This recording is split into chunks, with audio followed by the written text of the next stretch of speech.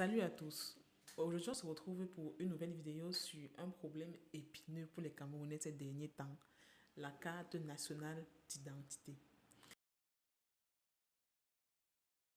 Ces dernières années, lorsque quelqu'un perdait sa carte, donc vous êtes en route, peut-être un pickpocket passe, arrache votre porte-monnaie ou arrache votre sac, vous pleurez votre téléphone, vous pleurez la machine, mais vous pleurez aussi votre carte d'identité.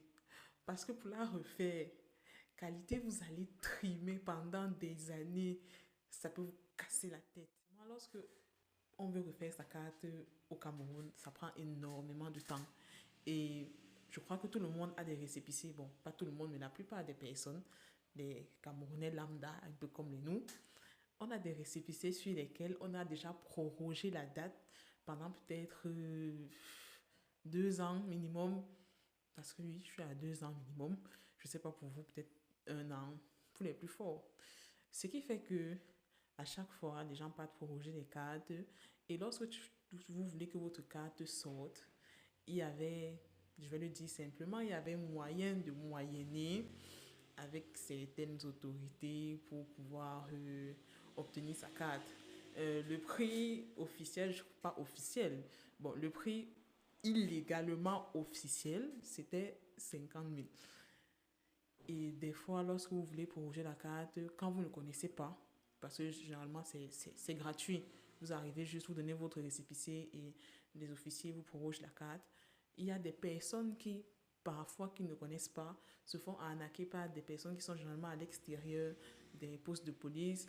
Et avant de vous faire entrer, vous disent que parfois il faut payer même 2 000, 3 000 pour faire proroger la carte. Si vous ne connaissez pas, vous allez payer.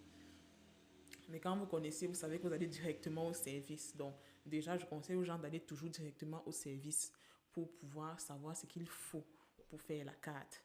Ne passez pas toujours par les gens de l'extérieur parce qu'ils risquent de vous arnaquer. Donc, c'est dans ce contexte que se trouvent les Camerounais.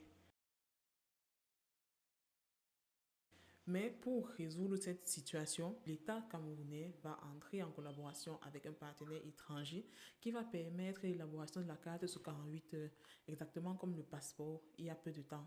Vous savez que le passeport maintenant est établi sous 48 heures. C'est devenu réellement très rapide et c'est pour le bien des Camerounais.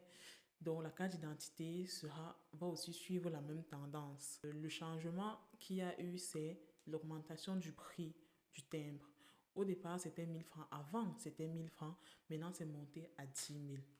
Il faudrait bien qu'on s'entende. Les 10 000, c'est le coût global de la carte. Ça ne veut pas dire qu'il y a un 10 000 que vous allez payer et un autre argent que vous allez payer. Maintenant, on va me dire que c'est ce qui est dit dans le texte de loi, mais qu'est-ce qui sera effectif sur le terrain?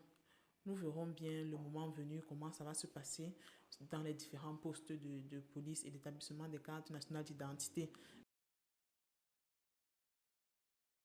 Ce qui est bien avec la nouvelle carte, c'est une carte biométrique qui va diminuer les fraudes et les usurpations d'identité. Parce que ces derniers temps, on faisait aussi face à beaucoup de personnes qui usurpaient l'identité de certains Camerounais et ces gens se retrouvaient dans des problèmes extrêmes avec parfois des banques euh, pour des emprunts et autres. Donc, il a été important pour l'État camerounais d'endiguer ce mal et avec les cartes biométriques, cela sera un peu plus facile.